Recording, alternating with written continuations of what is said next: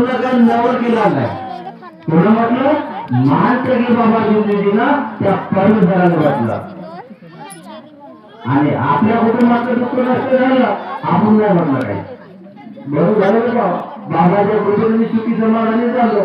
त्याग झाला, नववावन झालं, हा आणि दिवशी देवामध्ये एक पॅक मारलं. मला नाही समजलं एक पॅक तिथं मारते एक पॅक घराला आणते.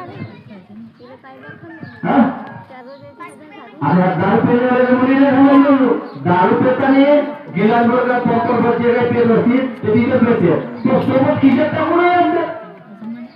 पण जसं आपण हॉटेलमध्ये जातो नाश्ता केला कधी पोरासाठी आणला का मग कधी बायकोसाठी आणला का नाही आणला. आपण एक प्लेट तरी मारून खाल्लं पण घरच्या लोकांची आठवण नाही आले. पण दारूवाला म्हणून आपण आणते कारण त्याला स्वतः प्यायला लागते. म्हणून या बाबाने आपल्याला जागवलं पण आपण नाही जागलो.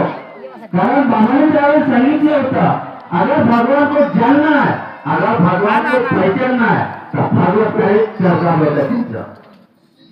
आता मी त्या रानगोळीमध्ये मी आलो तेव्हापासून मी हेच लोक ऐकतो का रानगोळीतली चर्चा बैठक नाही आहे. रानगोळीतले शेवट येत नाही. आणि चर्चा बैठक सुरू आहे का नाही हे मला माहित नाही. पण महानत्यागी बाबाजी तुम्ही त्यावेळेस म्हटलं होतं का चर्चा बैठक मध्ये जो जाईल त्याला भगवान भेटत. कारण बाबाने त्यावेळेस म्हटलं होतं मेरे निवासस्थान में मत आना वातावरण नगर में मत आना मगर भागवत काही चर्चा बैठक में जाना. त्या चर्चा बैठक 15वारी असो नव हवनकारी असो मासिक हवनकारी असो किंवा भविष्य संमेलन असो या चर्चा बैठकीच्या माध्यमातून माणसाला शिकायला मिळत.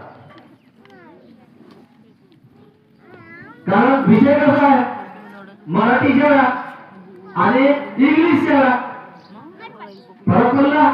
आपण मराठी शाळेत शिकून मोठे झालो आणि आज आपण आपले लेकरं संघटने टाकून राहिलो. का माझा पोरगा चांगला हुशार झाला पाहिजे माझा पोरगा चांगला 2 पैसे कमवले पाहिजे दुकानात ड्युटी केली पाहिजे हा ते कुठे सांगायचं हा विषय आहे. मग आपण हा का बरोबर विचार करत नाही का मी येणारी पिढी म्हणजे ते मुलं आहे ज्याने भगवत कार्याच्या चर्चा बैठकीमध्ये ज्ञान समाज त्याला ज्ञानी त्याच्या कामेच्या शाळेत पाठवलेला होणार नाही.